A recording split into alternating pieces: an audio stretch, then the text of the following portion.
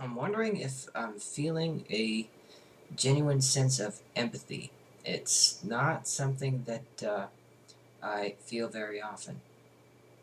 I've gone through every single one of your videos on Aspergers in one sitting, uh, like I knew I was going to do even before I started watching any of them.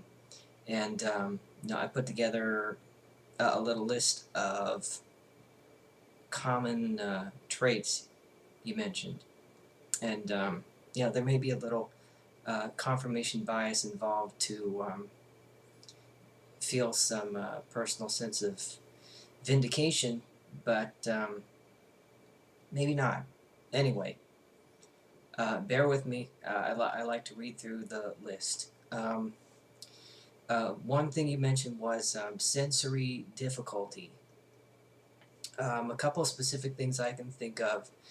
I have a very difficult time focusing on a specific individual's speech when I'm in a crowd of people or a loud place. It's nearly impossible for me to be able to concentrate on what someone's trying to say to me. Um, Another sensory thing that makes me feel very uncomfortable is chewing on ice, and even more so chewing on popsicles. Very difficult to explain. It's like the grit of the popsicle and the sugar water. No, don't do it. Um, One track mind can very much relate to that. Having to finish both receiving and giving information. I mentioned that I needed to watch all of the videos that you had made on this topic in one sitting because I needed all the information and I needed all of it right away. And if I am talking to somebody, and it's usually more talking to somebody than talking with somebody about a specific topic, I need to exhaust all of what I think I know about what I'm talking about. And usually the person or persons that I end up talking to, they recognize that, and they give me a little leeway when it comes to spouting stuff. And can definitely relate to not being interested to with talking about topics that I don't have any invested interest in. Get the usual feeling that that's just not something I want to talk about. I've already talked about what I want to talk about. If you want to talk about something else, go talk about that with somebody else. Um, Definitely need to correct mistakes and interject when somebody's talking, to the point where there's this incredibly intense compulsion to interrupt. And the only reason that I usually don't interrupt is because I don't want the adverse reaction from whoever is speaking. Um, Being bullied in school, I wasn't really bullied, but I did kind of allow myself to be exploited or used in a way because there was a very intense need to feel that I belonged to a specific group of people. Um, I needed that kind of validation, even though I kind of felt at the core of my being that I really didn't belong to this specific group.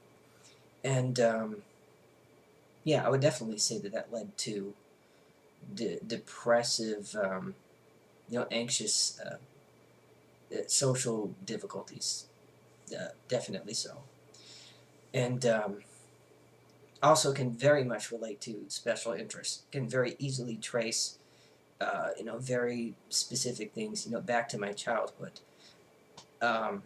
Dinosaurs, musicians, filmmakers, athletes, religion. Um, Definitely interest to the point where it's exhausting, nearly all of my free time, and compulsively staying up half the night, just trying to assimilate as much information as possible. And about wanting an eye for an eye in social situations, I would say wanted, but not exacted on my part, and that's kind of a self-preservation instinct on my part. I I want this retribution in a way, but I won't get it because I'm still too afraid of the adverse reaction from somebody else. I kind of call that false modesty. It's not real modesty. It's not out of respect for the other person. It's out of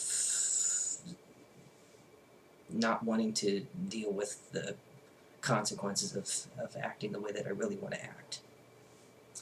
Um, about wanting to know whether I actually have Asperger's or not, it's not so much about um, getting stamped with a label, about wanting confirmation bias validated. It's more about um, trying to find methods to cope, because I know that it's not really something that can be cured, but I know that a couple of books that have been mentioned, the Complete Guide to Asperger's Syndrome, and on one of the responses, Autism Explaining the Enigma, we'll definitely check those out, because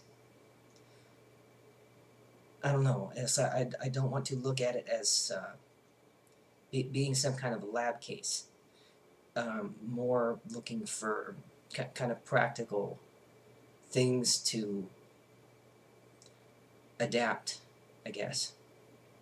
Anyway, this is a really long-winded and not well thought out video, and probably will end up looking very awkward to anybody who ends up watching it, but uh, thank you. I mean,